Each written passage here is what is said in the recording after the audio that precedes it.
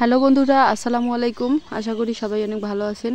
তো আজকে চলে আসলাম সকাল সকাল। তো দেখতে পাচ্ছেন আজকে সকালের পরিবেশটা অনেক সুন্দর, মিষ্টি বাতাস আর ঠান্ডা ঠান্ডা, খুবই ভালো লাগতেছে। তো এখন প্রচণ্ড কিন্তু গরম, তো গরমের যন্ত্রণায় আর প্রচণ্ড রোদ, বৈশাখ মাসের থাকা যায় না। তো এই যে দেখতে পাচ্ছেন ভুট্টার পাতা একটা মহিলা পাতায় করে নিয়ে যাচ্ছে। সকাল সকাল নিয়ে আসলো, কারণ সারাদিনে প্রচণ্ড গরম আর রোদ থাকে, ভুট্টার ক্ষেতের মধ্যে যাওয়া যায় না, এই জন্য সকাল সকালই নিয়ে আসে। তো সম্পূর্ণ ভিডিওটি কন্টিনিউ দেখতে থাকেন, অনেক ভালো লাগবে। আজকে চলে এলাম আপনাদের মাঝে একটি ব্লগ ভিডিও নিয়ে। আজকে আমি রান্না করব কাঁচা কলা, এই যে দেখতে পাচ্ছেন, আর আলু দিয়ে শুটকি দিয়ে আমি এগুলোকে ডাল করব, আর হচ্ছে আলু ভাজা করব, আর সাথে ডিম ভাজাও করব।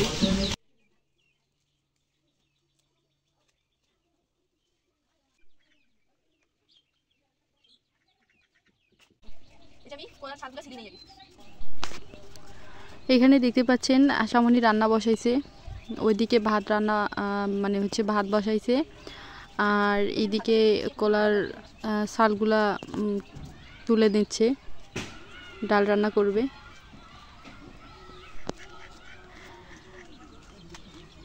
অনেক সুন্দর কাটা হয়েছে, ভালো লাগতেছে দেখতে। এবার আলু কেটে নিবে, আলুগুলা সিলে সিলে নিচ্ছে কোলার মতো করে। কাঁচা কলার ডাল কার কার ভালো লাগে অবশ্যই জানাবেন, আর আমার তো খুবই ভালো লাগে। আর তাছাড়া আমাদের বাড়ির ফ্রেশ আর কি, টাটকা সবজি বাড়ির, খুবই ভালো লাগে। তো প্রথমে এই যে তেলানি দিবে, আমাদের গ্রামের ভাষায় হচ্ছে তেলানি বলে যেটাকে। তেল গরম করে নিয়ে এই যে শুটকিগুলো দিয়ে দিল ওখানে। এখন শুটকিগুলো ভেজে নেওয়ার পর পেঁয়াজ ভাজবে, তারপর হচ্ছে রসুন বাটা ভাজবে। এভাবে তরকারি রান্না করলে তরকারির ফ্লেভারটা অনেক সুন্দর আসে এবং খেতে অনেক স্বাদ হয়। আর সব থেকে মজার ব্যাপার হচ্ছে যে তরকারির রান্নাটা কিন্তু খুব তাড়াতাড়ি হয়ে যায়।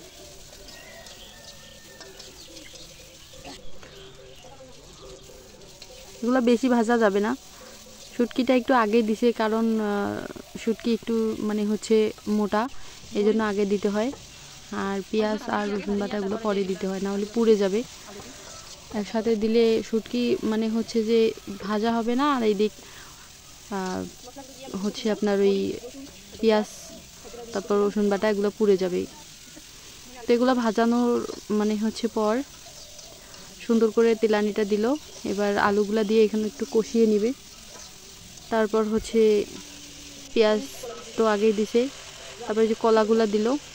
এখন এগুলা সব মিলে একটু কষে নিবে ভালো করে। কষে নেওয়ার পর এখানে মরিচ, তারপর হচ্ছে পানি, হলুদ এগুলো দিয়ে সিদ্ধ হওয়ার জন্য এখন দিয়ে ঢাকনা দিয়ে ঢেকে দিবে সিদ্ধ হওয়ার জন্য।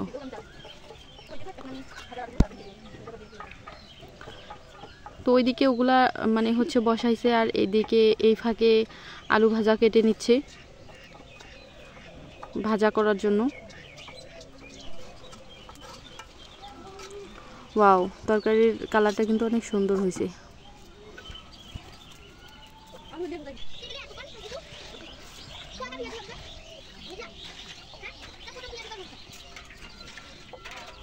তো এগুলো হচ্ছে ডাল রান্না করবে, এই জন্য হচ্ছে গ্লাস দিয়ে মানে হচ্ছে এগুলা আউলি আউলি দিল, নাহলে মানে হচ্ছে গোটাল থাকলে কেমন হয় না। এখন এখানে মশলা দিল, মশলার গুঁড়া দিয়ে একটু নাড়াচাড়া করে যখন পানিগুলো ব্লক উঠে তখন নামাই নিবে আর কি।